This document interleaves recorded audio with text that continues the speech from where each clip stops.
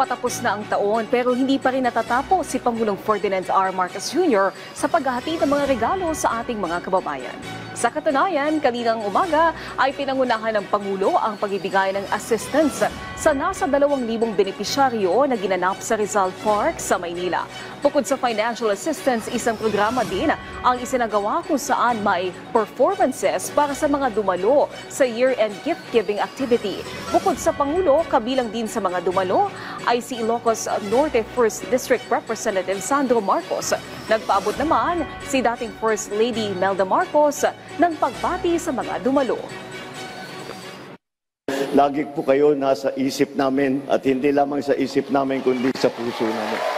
Maraming salamat sa inyong hindi pagkakakalimot at hindi inyong pagsasawa ng pagmamahal at pagsusuporta sa pamilyang Marcos para sa kagandahan, para pagpaganda ng buong Pilipinas. Maraming